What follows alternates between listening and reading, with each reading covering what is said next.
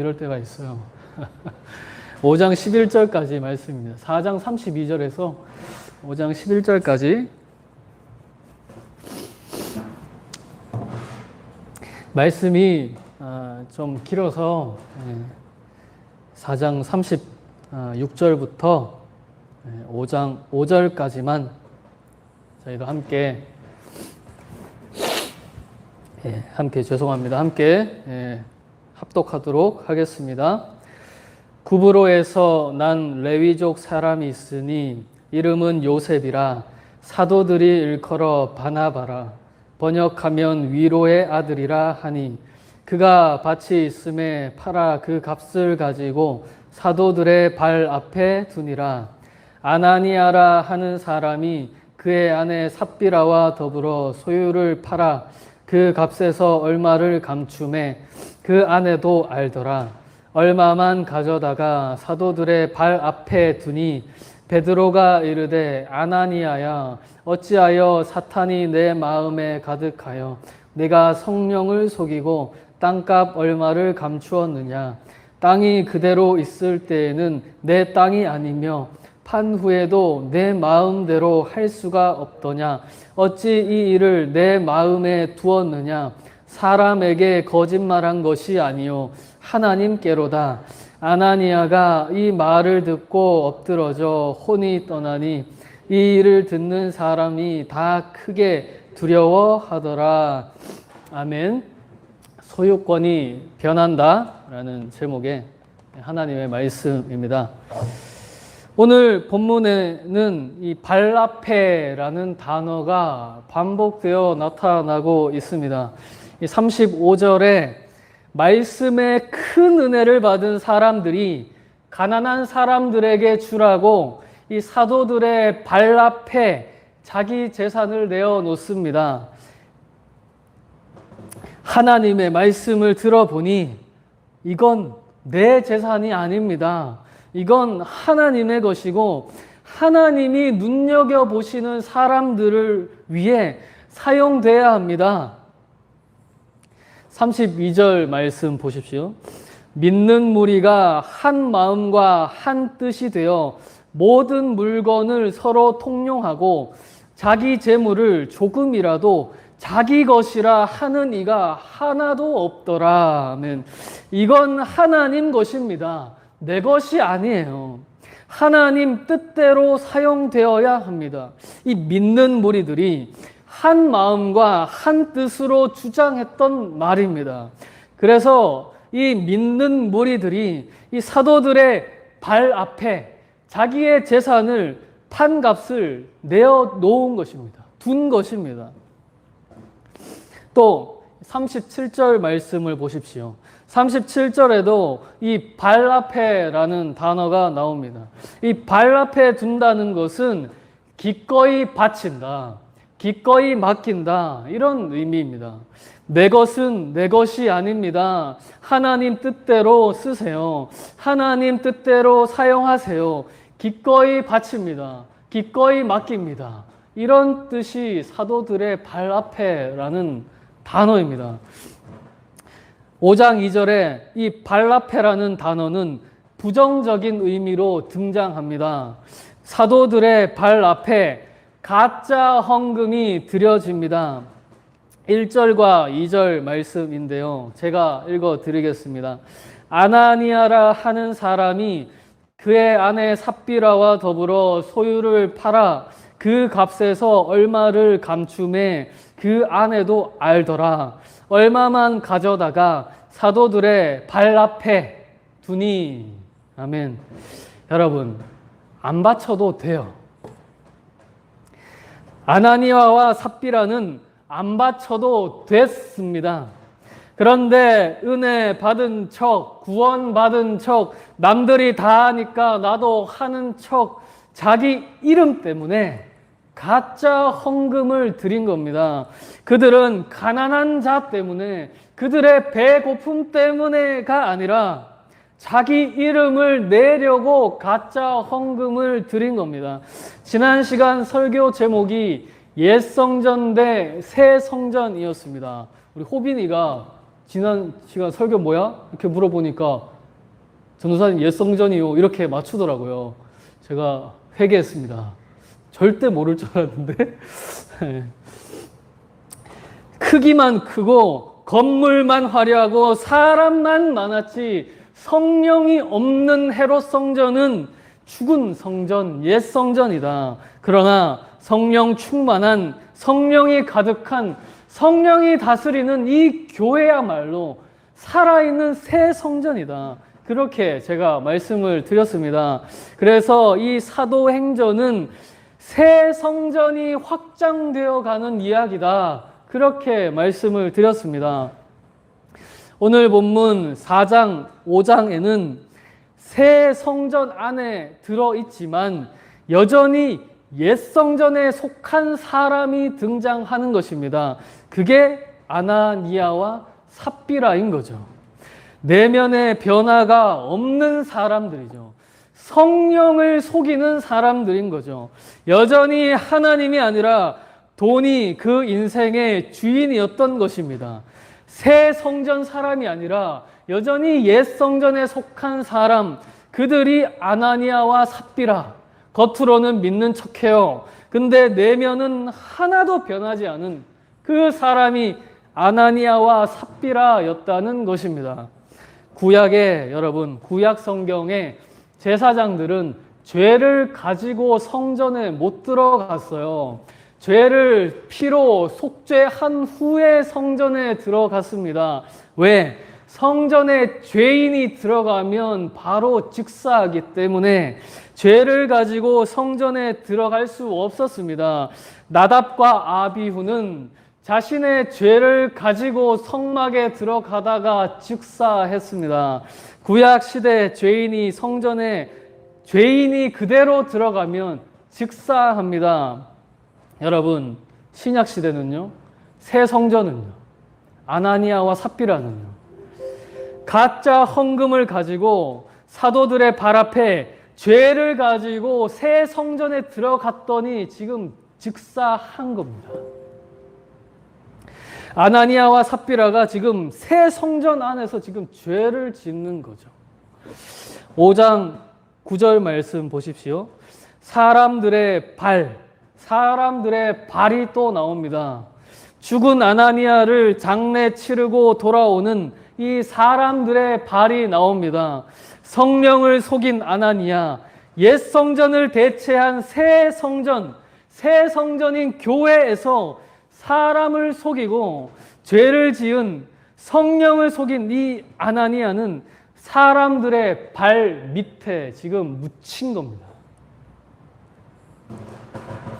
아나니아는 평생 땅만 바라보고 살다가 결국 사람들이 밟는 땅 밑에 묻히게 된 것입니다. 더 나아가 그의 아내 삽비라는 어떻습니까? 9절, 10절 말씀을 제가 읽어 드리겠습니다. 베드로가 이르되 너희가 어찌 함께 꾀하여 주의 영을 시험하려 하느냐. 지금 아나니아와 삽비라 너희들 지금 하나님을 시험한 거야. 야, 하나님 모를 거야. 하나님이 아시겠냐? 하나님이 눈이 있냐? 조금 속여 먹여도 괜찮아. 아무도 안 보는데 뭐. 보라, 내 남편을 장사하고 오는 사람들의 발이 문 앞에 이르렀으니 또 너를 메어 내 가리라. 삽비라야. 지금 네 남편 아나니아가 지금 죽었다. 너는 왜 성령을 속였니? 성령은 그냥 착한 영이 아니야. 성령은 그냥 편안한 영이 아니야. 성령은 하나님이야.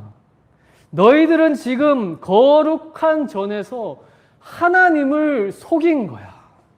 내 남편을 장사하고 오는 사람들의 발이 문 앞에 이르렀으니 또한 삽비라 너 또한 메어 내 가리라.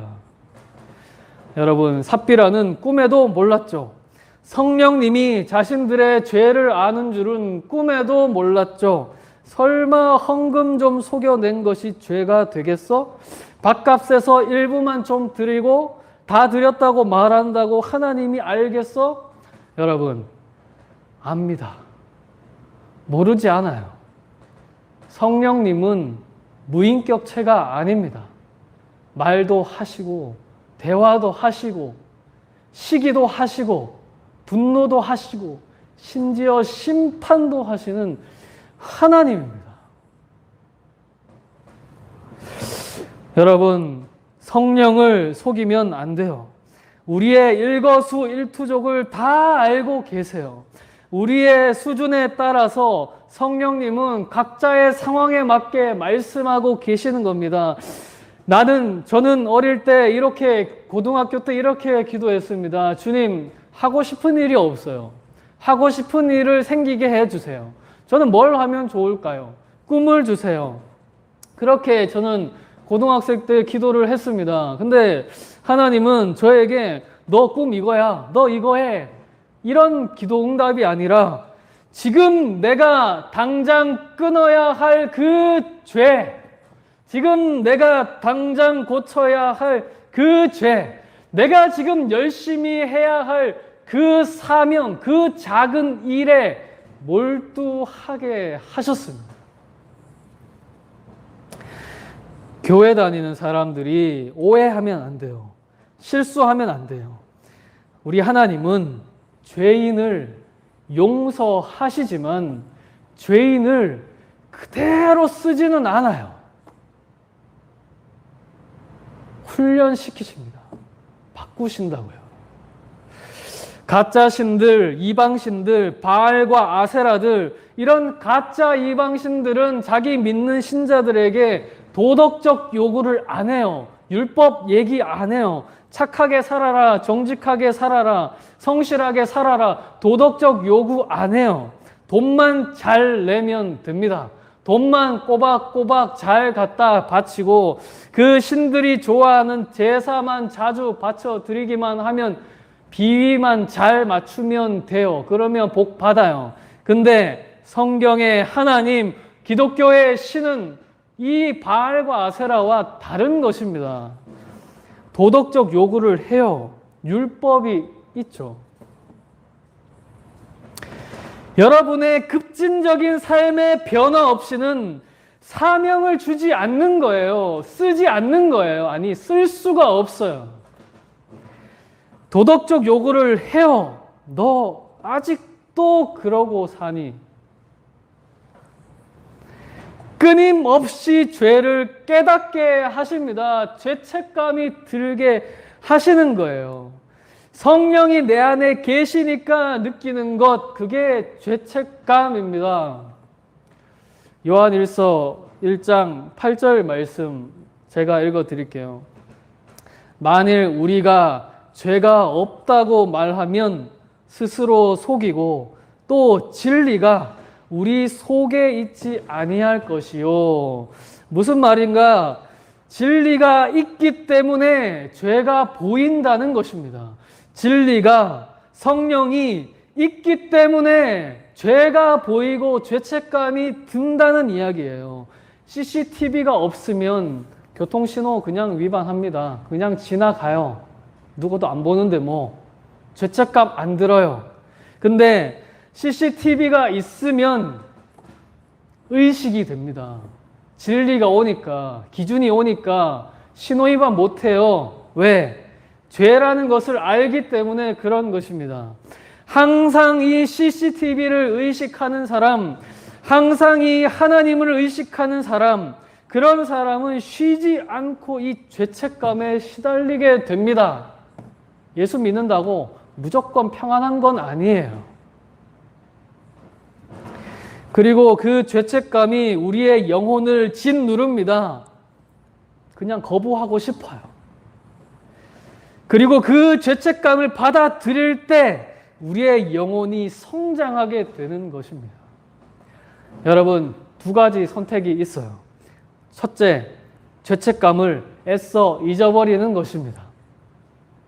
남들도 다 그렇게 살고 세상도 다 그렇게 살고 뭐 교회 다니는 사람도 다 그렇게 사는데 뭐 그냥 타협하고 잊어버리는 것, 그게 여러분이 선택할 수 있는 첫 번째 방법입니다. 두 번째 방법, 철저하게 회개하는 것입니다. 남들이 다 그렇게 살아도 나는 하나님 앞에서 제대로 살래. 나는 하나님 앞에서 제대로 살고 진짜 제대로 살다가 죽을래. 제대로 쓰임 받을래. 고쳐도 안 되는 죄들 붙들고 끊임없이 씨름하고 기도하는 거, 고치는 거, 이게 두 번째 방법입니다. 사명, 하나님께 쓰임 받는 길, 바로 여기에서 생기는 것입니다. 여러분, 설교자가 죄를 모르면 설교를 못해요. 죄를 모르는데 어떻게 설교를 합니까? 설교가 뭔가? 설교는 거룩한 지적질이에요. 인간적으로 지적하면 그거는 설교가 아니죠.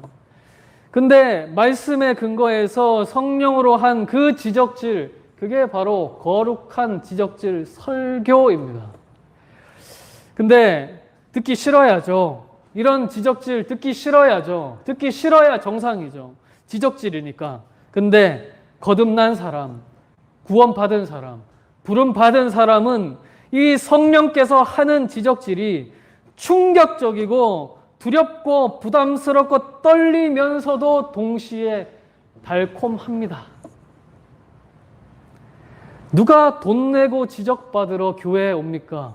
누가 돈 내고 누가 시간 써가면서 지적받으러 여기에 옵니까?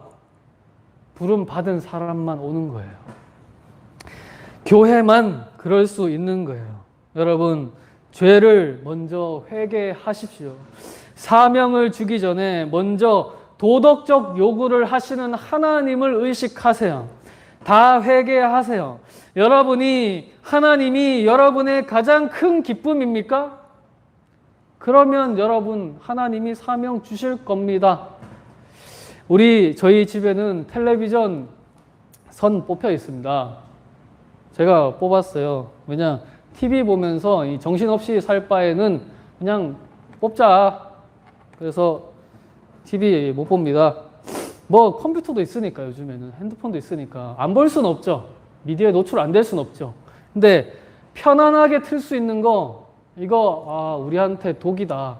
그래서 TV 선 뽑았어요. 저희는 원래 안 봅니다. 여러분, 하나님이 여러분의 가장 큰 기쁨이라면 하나님이 반드시 사명 주십니다.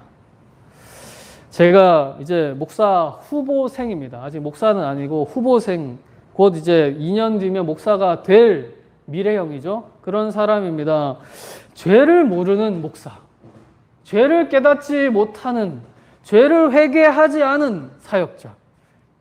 제가 만약에 그런데 목사가 되면 어떨 것 같습니까? 제가 타이틀만 목사가 되면 어떨 것 같습니까?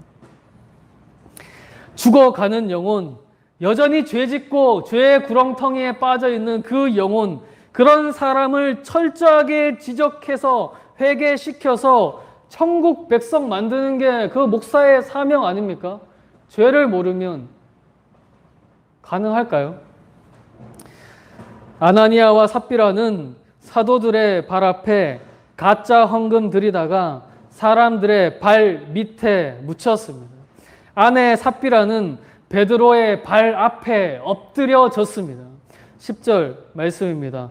곧 그가 베드로의 발 앞에 엎드려져 혼이 떠나는지라 젊은 사람들이 들어와 죽은 것을 보고 메어다가 그의 남편 곁에 장사하니, 발 밑의 삶, 땅만 바라보는 그런 사람들의 삶의 결말은 발 밑에 묻히는 것입니다. 하늘을 보세요. 하나님을 보세요. 성령님을 보세요. 이제 적용합니다. 교회는 헌신하는 사람들의 모임입니다. 아나니아와 삽비라는 교인이 아니죠. 그들은 성령을 속이고 사람들을 속이고 땅만 바라보다가 발 밑에 묻혔습니다. 당시 기독교인들은 가난한 사람들의 아픔에 예민했습니다. 그들의 배고픔에 민감했습니다. 그들의 배고픔이 나의 배고픔처럼 느껴졌던 거죠. 그래서 그들이 말했습니다.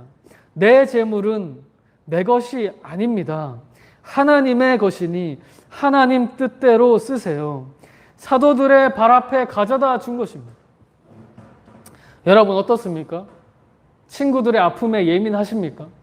이 시대의 아픔에 예민하십니까? 개인주의, 고독주의. 이 시대의 아픔에, 이 시대의 결핍에 예민하십니까? 상처받아 소외된 사람들의 그 아픔에 예민하십니까? 얼마 전에 월드비전에서 취약계층 가정 1060가정을 대상으로 그들의 어려움을 특별히 조사했는데 무려 60% 이상이나 가장 근본적인 생계 문제가 가장 힘들다 이렇게 설문을 했습니다. 실직하고 일자리를 잃고 먹고 사는 문제가 가장 시급했던 거죠. 2020년입니다. 최첨단 시대를 살고 있는 그런 때입니다. 그럼에도 먹고 사는 문제, 인류의 숙적인 거죠. 아픔을 느끼십니까? 그들의 배고픔이 내 배고픔처럼 느껴지십니까? 그들의 실직이 나의 실직처럼 느껴지십니까? 그들의 배고픔이 나의 배고픔처럼 느껴지신다면, 그들의 실직이 나의 실직처럼 느껴지신다면 휴가 기간에 제발 여행 너무 많이 다니지 마세요. 아무데나 돌아다니지 마세요. 이동거리 최소화하고 항상 마스크 착용하세요.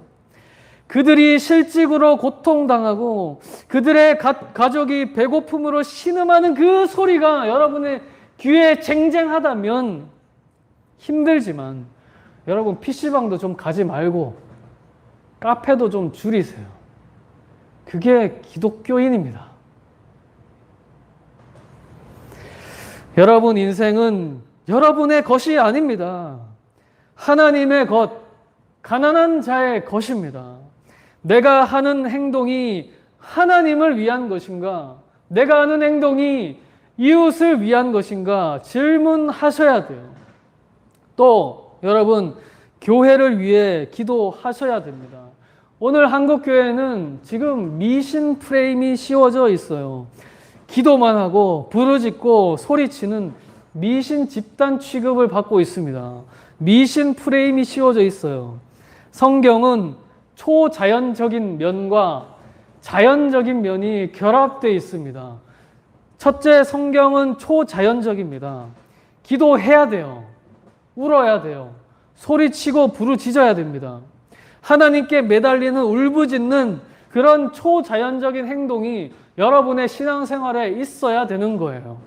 그러나 성경은 동시에 합리적입니다. 연구해야 돼요. 파헤쳐야 돼요. 분석하고 분별하고 통합할 줄 알아야 되는 것입니다. 그게 성경적 윤리를 말하고 성경적 공의를 말하고 성경적 정치를 말하고 성경적 경제를 말할 줄 아는 합리성이 있어야 된다는 것입니다. 여러분에게. 성경과 더불어서 여러분의 일반 학문 분야에서 탁월한 학자들이 나와야 되는 거예요. 여러분의 지성을, 여러분의 머리를 교회의 발 앞에 갖다 바치십시오. 여러분의 그 지성을 하나님의 발 앞에 갖다 바치십시오. 요즘 누가 세상에 목사 말 듣습니까? 학자 말 듣지. 학자 말이 훨씬 영향력이 있어요. 여러분은 세상에서 설교하는 그런 사람들이 되어야 되는 것입니다. 여러분의 머리는 여러분의 것이 아닙니다. 여러분의 지식, 여러분의 IQ도 여러분의 것이 아닙니다. 교회에 갖다 바치세요. 한국 교회는 지금 목사만 넘쳐납니다. 저 포함해서 문제죠. 기독교 교수, 기독교 학자, 기독교 법조인, 기독교 철학자, 기독교 경제인, 기독교 교육가, 각자의 분야에서 탁월한 기독교 인재는 지금 부재합니다. 기독교적 목소리가 지금 없죠. 그래서 안 믿는 사람들이 교회만 보면 미친놈, 또라이, 미신 집단으로 보는 것입니다. 여러분의 머리를, 그 IQ를 교회의 발 앞에 갖다 바치세요. 그게 여러분이 해야 할 사명인 것입니다. 저는 이미 뇌가 노화했습니다. 예전 같지 않아요. 공부도 이제 하기 싫어요. 제가 여러분의 디딤돌이 되겠습니다. 저를 밟고 올라가세요. 저는 여러분을 밀어주는 디딤돌이 되겠습니다. 이번 주에 새로 하는 양육반 마찬가지예요. 제가 여러분의 디딤돌이 되겠습니다. 저를 밟고 올라가세요. 저를 통해 배울 거 배우고 비판할 거 비판하시면서 여러분 성장하세요. 여러분이 잘 돼야 한국교회 30년, 40년 후에 미래가 있는 것입니다. 여러분의 지성과 영성이 자라야 한국교회 미래가 생기는 거예요. 저는 어차피 퇴물이에요. 저는 이제 질렸어요. 공부 못하겠어요. 제 단물을 그냥 쪽쪽 다 빨아 드십시오. 저를 그냥 디딤돌 삼아서 밟아서 올라가세요. 그래서 여러분 10년 뒤에, 여러분 30대 되는 20년 뒤에 탁월한 기독교 지성인, 학자, 법조인, 경제인, 교육가, 철학자 되세요. 각자의 분야에서 탑 클래스가 되십시오. 탑 클래스가 되어서 여러분이 하는 말이 일반화되도록 진리가 되게 해 주십시오. 하나님을 위해서, 이웃을 위해서, 교회를 위해서. 그게 한국교회 30년, 40년 후를 만들 플랜인 것입니다.